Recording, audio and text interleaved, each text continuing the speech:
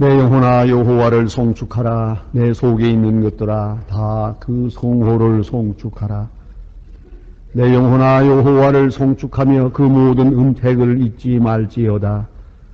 저가 내 모든 죄악을 사하시며 내 모든 병을 고치시며 내 생명을 파멸에서 구속하시고 인자와 긍휼로 관을 씌우시며 좋은 곳으로 내 소원을 만족해 하사 내 청춘으로 독수리같이 새롭게 하시는도다.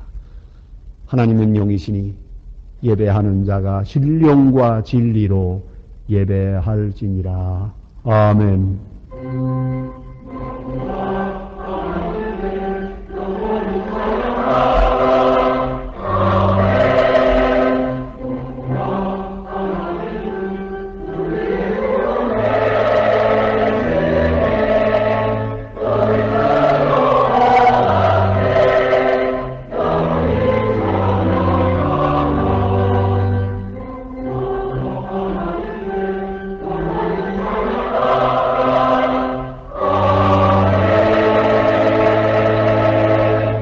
영원히 찬양을 받으실 주 여호와 우리 아버지 하나님, 그 놀라우신 능력과 크신 은총을 인하여 주께 영광 돌립니다. 죄와 사망에서 우리를 건지신 주 예수 그리스도의 구속의 은혜를 길이길이 찬양하오며 오늘도 우리와 함께 하시고 날마다 성결케 하시는 성령의 교통하심을 인하여 찬송을 부릅니다. 성부, 성자, 성령께 세세 무궁토록 영광이 있을지어다. 아멘. 다 같이 고개 숙이셔서 겸손한 마음으로 참회의 기도를 드리겠습니다. 긍휼이 풍성하신 아버지 하나님, 저희들의 나옴을 용납하심을 감사합니다. 멀리 갔던 자들을 돌아오게 하시고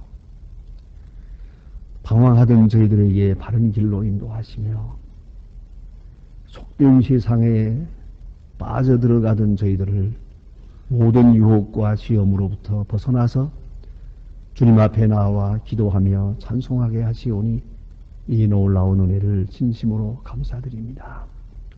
하나님 아버지, 우리는 찬송할 때에 감사와 기쁨이 충만합니다마는 우리가 기도할 때마다 참회하지 않을 수 없는 죄인들임을 생각하며 부끄러운 마음으로 참회의 기도를 드립니다. 하나님 아버지, 우리에게 많은 것을 주었지만 우리는 감사할 줄 몰랐습니다.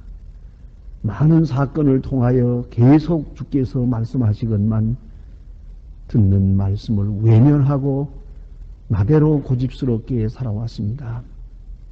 감사할 줄도 모르고 원망과 불평에 살았습니다. 하나님 아버지, 모든 책임이 나 자신에게 있건만 어느새 우리는 원망하며 살았습니다. 하나님께서 우리에게 늘 새롭게 말씀하시건만 말씀은 외면하고 다른 것을 구하며 살아왔습니다. 많은 사람 또 세상사 되어지는 일들을 통해서 나는 고통을 느끼고 근심하며 피해를 입고 마치 피해자가 된 것처럼 생각하고 그렇게 살아왔습니다마는 내가 가해자가 되었고 나 때문에 불행한 사람들이 얼마나 많은 것을 잊어버리고 산 것을 용서하여 주시옵소서. 남의 눈에 들보는 쉽게 보았습니다. 남의 눈에 티는 볼 줄 알면서 내 눈에 들보를 보지 못하는 미련함을 용서하여 주시옵소서. 주께서 우리에게 베푸신 은혜가 한이었건만 어느새 우리는 은사를 저버리고 게으르고 나태한 가운데에 산 것을 용서하여 주시옵소서. 하나님 아버지, 어렵고 고달픈 세상을 삽니다. 그러나 하나님의 사랑이 더 큰 것을 잊어버리고 산 것 용서해 주시기를 기도합니다. 주께서는 계속해서 많은 기회를 주시건만 하나님의 일을 외면하고 당연히 해야 할 일을 하지 않고 사는 저희들의 불신앙을 용서하여 주시옵소서. 재난과 지진과 고통과 굶주림이 있습니다. 저들에게 사랑을 넉넉히 베풀지 못한 모든 죄를 자복합니다. 용서하시고 깊은 악에서 건져 주시옵소서. 지금은 하나님과 나만이 아는 죄를 생각하며 묵묵히 참회의 기도를 계속합니다.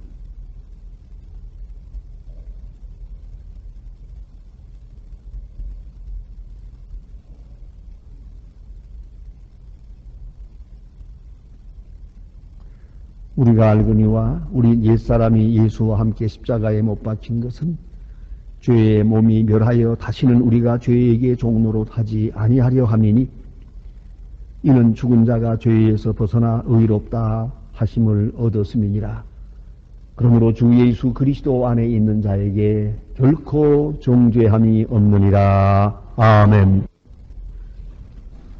오늘 우리에게 주시는 하나님의 말씀은 신약 성경 야고보서 1장 2절로 8절 말씀입니다. 신약 성경 371면입니다. 야고보서 1장 2절부터 봉독하겠습니다. 이 계시의 말씀을 봉독할 때에 살아계신 하나님의 음성을 다 함께 들으실 수 있기를 바랍니다. 내 형제들아, 너희가 여러 가지 시험을 만나거든 온전히 기쁘게 여기라. 이는 너의 믿음의 시련이 인내를 만들어내는 줄 너희가 알미라. 인내를 온전히 이루라. 이는 너희로 온전하고 구비하여 조금도 부족함이 없게 하려 함이라. 너희 중에 누구든지 지혜가 부족하거든 모든 사람에게 후히 주시고 꾸짖지 아니하시는 하나님께 구하라. 그리하면 주시리라. 오직 믿음으로 구하고 조금도 의심하지 말라. 의심하는 자는 마치 바람에 밀려 요동하는 바다 물결 같으니 이런 사람은 무엇이든지 주께 얻기를 생각하지 말라. 두 마음을 품어 모든 일에 정함이 없는 자로다. 아멘.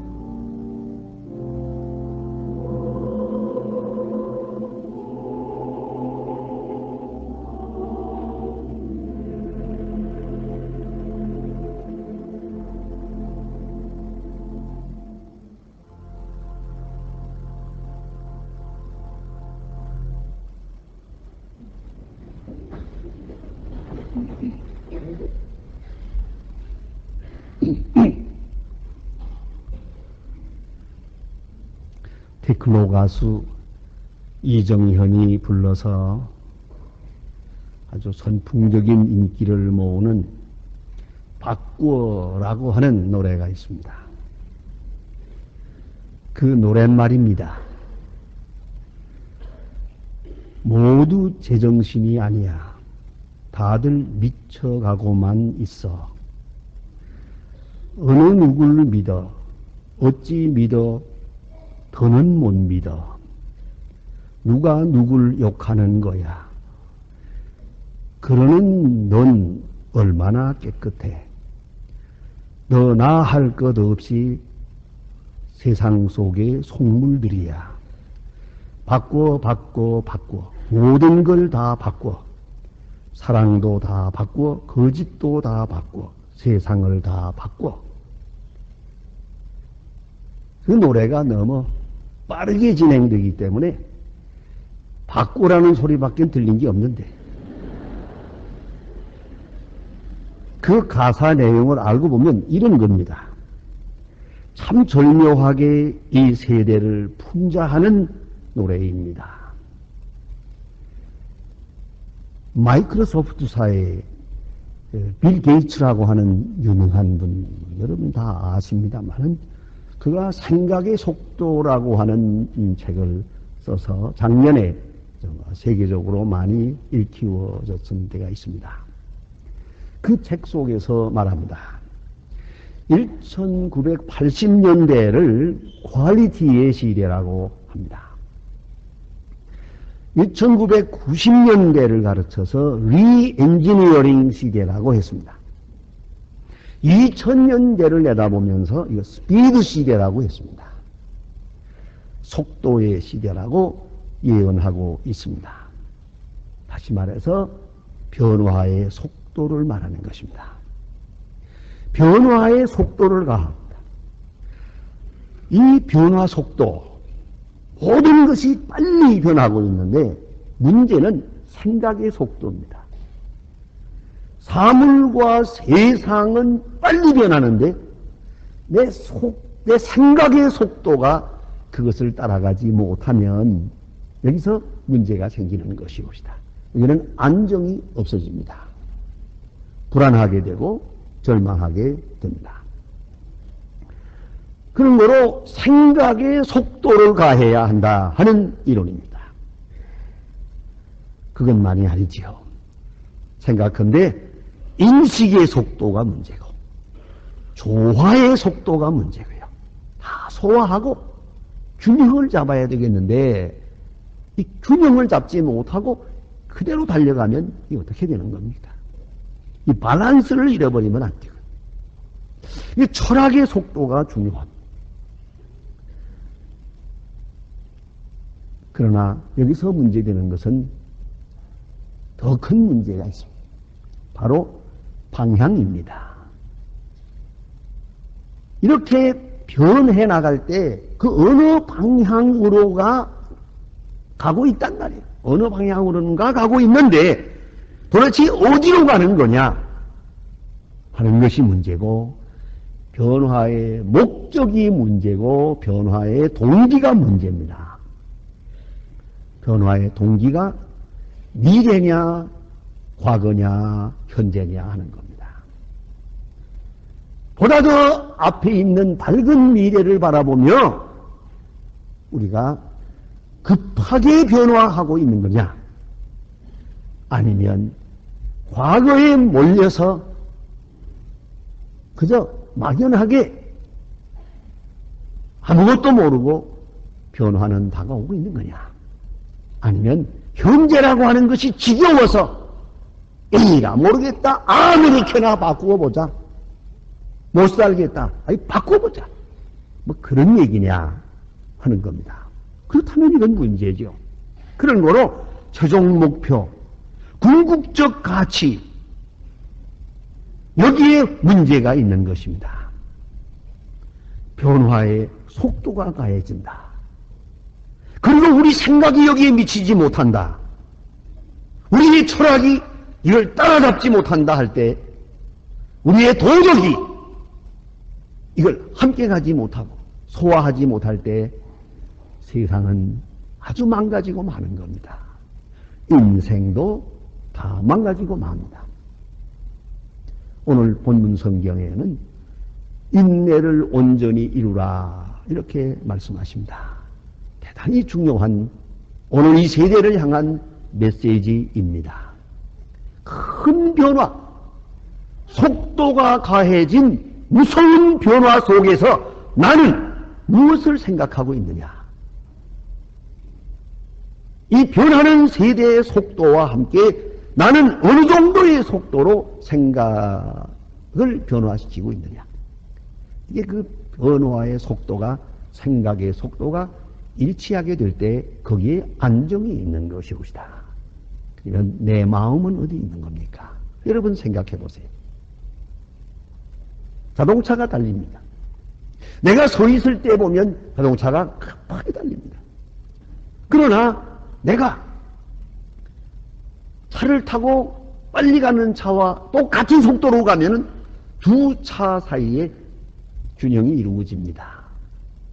저는 하나 재미있는 걸 늘 느낍니다. 내가 운전을 할 때는 내가 모는 차의 속도와 내 생각의 속도가 같이 가기 때문에 아무리 빨리 가도 빨리 간다고 느끼질 않습니다. 그런데 이상하게 다른 사람이 운전하는 차를 타면 안 되겠는데 좀 천천히 가라고. 그러니까 불안해진단 말이에요. 근데 제가 운전대를 잡으면 안 그렇습니다. 바로 그것이 생각의 속도란 말입니다. 가장 큰 성공의 비결은, 안정의 비결은 변화를 당연한 것으로 수용하는 것입니다. 그리고 변화와 함께 내 생각의 속도에 가속을 붙이는 겁니다. 능동적으로, 적극적으로 대처하고 어엿하게, 때로는 고요하게, 넉넉하게 수용할 수 있는 여유가 우리에게 있어야 합니다. 인내라고 하는 것은 단순한 반항이나 저항이나 혹은 거부라든가 혹은 증오라든가 혹은 굴복한다는 그런 얘기가 아닙니다. 여기 인내라고 하는 말, 휴포모네라고 하는 말은 어엿하게 대처한다. 넉넉하게 수용한다. 그리고 사랑으로 대한다. 이것이 인내옵시다. 자, 이제 우리는 인내를 생각하면서 먼저 하나님의 인내를 생각합니다. 인내의 뿌리가 하나님께 있습니다. 하나님의 인내를 우리는 성경 전체에서 읽을 수 있습니다. 특별히 예수님께서 하나님에 대해서 말씀하신 가장 중요한 비유, 탕자의 비유를 보십시오. 아버지 하나님은 이렇게 참으신다고 말씀하십니다. 탕자가 탕자됩니다. 그 탕자됨을 참아주십니다. 그가 집을 나갑니다. 재산을 나누어주면서 참아주십니다. 그가 가서 어떻게 될 걸 뻔히 알고 있습니다. 그 변화를 참아주십니다. 그가 깨닫고 아버지에게로 돌아올 때 그를 영접해 주십니다. 아버지의 인내, 이것이 아버지 하나님의 인내를 우리에게 보여주시는 계시의 말씀입니다. 여러분, 그 좋은 아버지 생각해 보세요. 얼마나 넉넉합니까? 얼마나 어엿하게 인내하셨습니까? 다시 성경은 말씀합니다. 그리스도의 인내를 배우라고. 히브리 12장에 보면 역력히 말씀하십니다. 그리스도의 인내는 두 가지입니다. 하나는 십자가를 참으사 그랬습니다. 십자가를 참으시는 예수를 보세요. 그 모순과 부조리한 그 십자가, 그리고 빌라도 법정에서 말이 없으신 예수.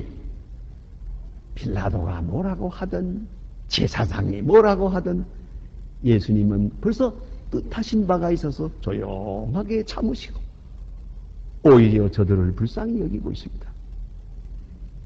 십자가상에서까지 자기를 죽이는 자들의 운명을 생각하며 기도하고 계십니다. 이 인내하심. 여기에 그리스도의 인내가 있어요. 이것을 본받으라. 또 있어요. 그것은 죄인들이 거역한 자, 죄인들의 거역함을 참으신 예수를 생각합니다. 베드로가 예수를 3번이나 모른다고 합니다. 그래도 멀리서 바라보고 계십니다. 그렇게도 사랑하는 제자들이 지금 본직책을 버리고 갈릴리에 물고기 잡으러 갔습니다.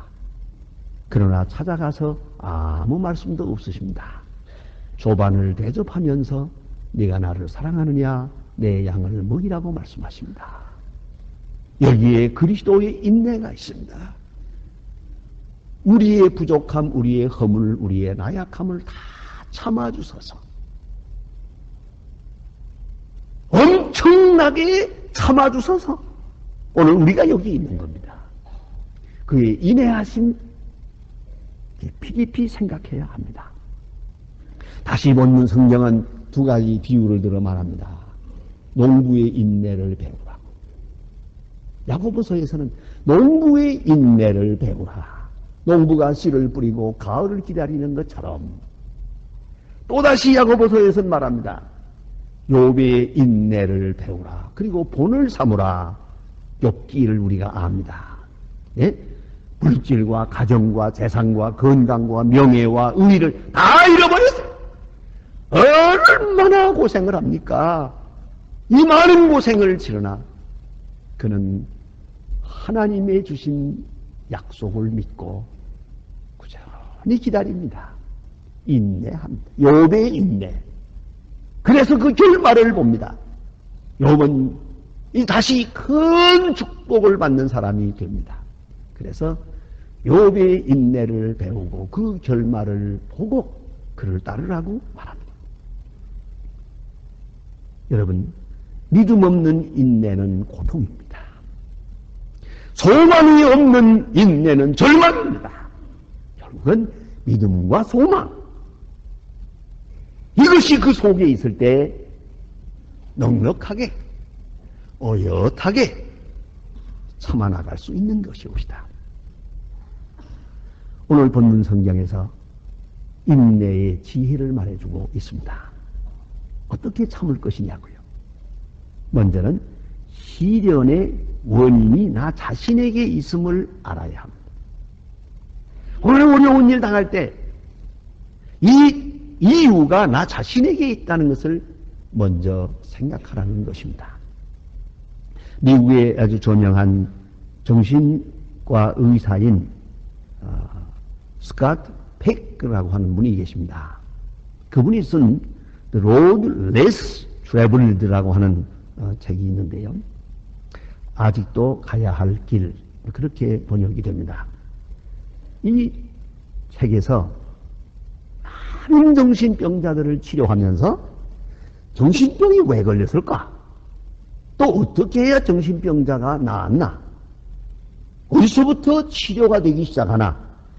그 많은 경험과 지식으로 이렇게 요약해서 말해줍니다. 먼저 중요한 것은 책임이 나에게 있다는 걸 인정하게 되면 그때부터 벌써 50%는 병이 낫는답니다. 내 불행의 원인이 남에게 있다고, 세상에 있다고 남을 원망하는 동안은 절대로 병이 낫지 않습니다. 이건 그저 불능입니다. 그걸 알아야 합니다. 해당초 정신병 걸린 이유도 바로 여기 있는 겁니다. 이 불행의 원인이 나 외에 다른 데 있다고 생각하면서부터 병이 걸린 겁니다. 억울하고 분해서. 그러나 이것이 나 자신의 문제다 라고 생각하는 순간부터 벌써 치료가 되기 시작을 합니다. 그걸 말하고 그걸 설득하는데 그게 어려운 시간이 걸리고, 그 다음에 두 번째가 이 고통은 나에게 필요한 것이다. 내가 당하는 고통은 내게 꼭 있어야 하는 것이다. 나의 인간을 위하여, 나의 생각을 위하여, 나의 철학을 위해서 꼭 필요한 것이다. 그 다음에는 이 시련은 유익한 것이다. 이걸 긍정적으로 대하게 되는 거예요. 이것을 통해서 발전하고 이것을 통해서 나는 새로운 궤도의 인간을 살아가게 된다. 사건 앞에 진실해지고 그리고 삶의 균형을 잡게 됩니다. 그것은 자기가 당한 지금 어려움에 몰두하지 아니하고 좀 더 멀리 떠나서 현실을 객관적으로 보면서 마음의 균형을 잡게 될 때 치유는 가능하게 되더라 하는 얘기입니다. 다시 말씀합니다마는 시련의 원인이 나 자신에게 있는 것이다. 그것을 인정하는 것이 인내의 시작입니다. 또 한 가지는 믿음의 시련이라고 말하고 있습니다. 그 초점을 믿음에 맞추어야 합니다. 믿음을 가지게 하고 믿음을 순수하게 하고 믿음을 온전케 합니다. 그것이 시련이 있는 이유입니다. 이스라엘 백성들 애굽에서 나와서 광야에서 40년을 헤맵니다. 왜? 하나님께서 믿음을 주시려고. 하나님께서 만나를 1년분을 한꺼번에 주지 아니하시고 매일매일 주십니다. 아침마다 거둬들여서 식사하게 했습니다. 이에 대해서 성경 신명기에서 이렇게 말합니다. 예? 일용할 양식을 통해서 하나님을 의지하게 하기 위하여 하나님께서 하나님만 의지하고 시간 매일매일 의지하게 하기 위해서 이 시련을 주셨다고 말합니다. 여러분 깊이 생각해야 합니다. 믿음, 하나님께 향한 믿음을 주시기 위하여. 자, 생각해 보세요. 우리는 때때로 물질이 중요하고 명예가 중요하고 건강이 중요하지만 좀 더 달관된 세계에서 생각해 보십시오. 하나님 편에서 생각하면 오직 믿음만 중요합니다. 깨끗한 믿음, 하나님을 의지하는 순수한 믿음, 하나님은 그것을 주시려고 하는 거예요. 이게 시련이 있어야 하는 이유입니다. 그걸 인정해야 하고 또 한 가지는 이 시련은 시련이지 시험이 아니라는 겁니다. 같은 개념 같이 보이지만은 시험이라는 부정적인 의미가 있고 시련이라는 긍정적 의미가 있습니다. 시험은 남을 넘어뜨리게 한다고 하는 그런 의미가 있는가 하면 시련은 이것을 통해서 강하게 만든다는 뜻이 있어요. 마치 훈련과 같은 거예요. 그러므로 이 사건 속에 의미가 있고 하나님의 의지가 있다는 말입니다. 그래서 오늘 성경 말씀에 구비하여 조금도 부족함이 없게 하려 함이라. 이 구비한다는 말은 헬라 원문대로 보면 완전 무장한다는 뜻입니다. 군인이 무장을 하고야 전에 일선에 나가잖아요. 제가 제 최일선에서 군인으로 있을 때 보니까요. 이제 전쟁에 실전에 나가게 되면요. 탄약을 쭉 갖다 놓고 수류탄 많이 갖다 놓고 가지고 갈 수 있는 데까지 가지고 가라 그래요. 그래서 그 군인들의 옷이 그렇게 뭐 이렇게 얼기설기한 거예요. 모조리 갖다가 수류탄을 여기다 걸고 여기다 허리다 띄고 또 하나를 되신 대로 많이 가지고 갈 생각이거든요. 어떤 사람은 욕심 많게 많이 갖다 놓고 일어서지를 못해요. 왜요? 어쨌든 이걸 가지고 가야 되거든요. 맨손으로 싸우겠습니까? 마찬가지로 우리가 구비해야 됩니다. 이 시련을 통하여 계속 훈련을 받아서 강인하게 훈련을 받아서 세워나가야 되는 것이거든요. 그러니까 여기서 여기에 의미가 있어요. 그래서 고칠 것을 고치고 버릴 것을 버리고 취할 것을 취하고 깨달을 것을 깨닫고 사랑할 것을 사랑하게 만드는 거예요. 시련을 통해서 이것을 알고 인내하시는 거죠. 이것을 알 때 참을 수 있는 거죠. 유익한 것이니까. 나를 위해 꼭 필요한 것이니까. 그러므로 또 한 가지 오늘 성경 말씀에 아주 중요한 요절이 있습니다. 여러 가지 시험을 만나거든 온전히 기쁘게 여기라. 기쁘게 여기는 것. 그리함으로 그게 참는 거예요. 여러분 참는다는 거 두고 보자. 이를 갈면서 눈물을 흘리면서 진시타령하면서 그건 참는 게 아니에요. 찬송을 불러야 참는 거예요. 기쁘게 여겨야 참는 거예요. 여러분, 이것을 알아야 합니다. 사도 바울은 로마서 5장 3절에서 말합니다. 환난 중에도 즐거워하나니 환난은 인내를, 인내는 연단을, 연단은 소망을 이루는 줄로 알미니라. 인내가 필요해요. 소망이 필요해요. 그런 거로 우리는 환난 중에도 기뻐한다는 거죠. 보다 더 중요한 것을 얻게 되기 때문에 그런 말씀입니다. 여러 가지 시련을 당할 때 두려워하지 말 것입니다. 기뻐할 것입니다. 그것이 인내할 수 있는 비결이에요. 사도 바울은 로마서 8장 37절에서 말합니다. 예수 그리스도의 사랑 안에서 내가 넉넉히 이기느니라. 넉넉히 이기느니라. 이것이 인내예요. 사람은 임종시에 세 가지를 후회한답니다. 첫째가 좀 더 베풀 걸, 둘째가 좀 더 즐길 걸, 셋째가 좀 더 참을 걸. 참지 못한 유감이 우리의 마음을 임종시에 괴롭힌다고 합니다. 잘 참고 견뎌야 합니다. 대만의 역사가이자 사학자이자 작가인 백양이라고 하는 분이 쓴 글이 있습니다. 그 글에 나오는 이야기인데 이런 재미있는 얘기가 있어요. 일본 사람하고 미국 사람하고 중국 사람 세 사람이 밀폐된 돼지우리 속에 들어가서, 돼지가 있는 돼지우리 속에 들어가서 상금을 걸고 인내심 경주를 하게 됐습니다. 인내심 경기 하게 됐습니다. 누가 오래 참나 보자. 일본 사람 들어가자마자 아유 숨 막혀 못 견디겠다고 나왔고, 미국 사람 어지간히 견디더니 아이고 이제는 실신하게 돼서 더 이상 못 견디겠다고 나왔어요.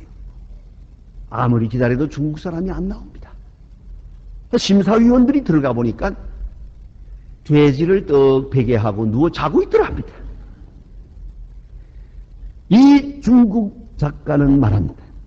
이것이 중국 사람이라고.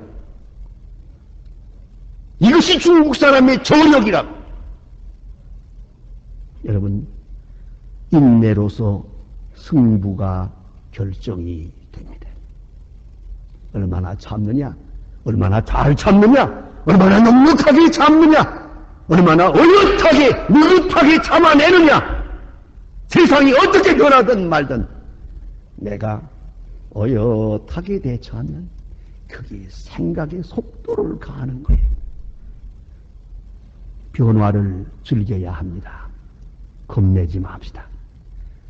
파도 타기 하는 청년들처럼 파도가 밀려오면 타고 즐기는 거예요. 세상 파도 무서워하지 맙시다. 우리 앞에는 확실한 약속의 땅이 있기 때문입니다. 인내를 온전히 이루라. 이는 너희로 온전하고 구비하여 조금도 부족함이 없게 하려 합니다. 기도하십시다.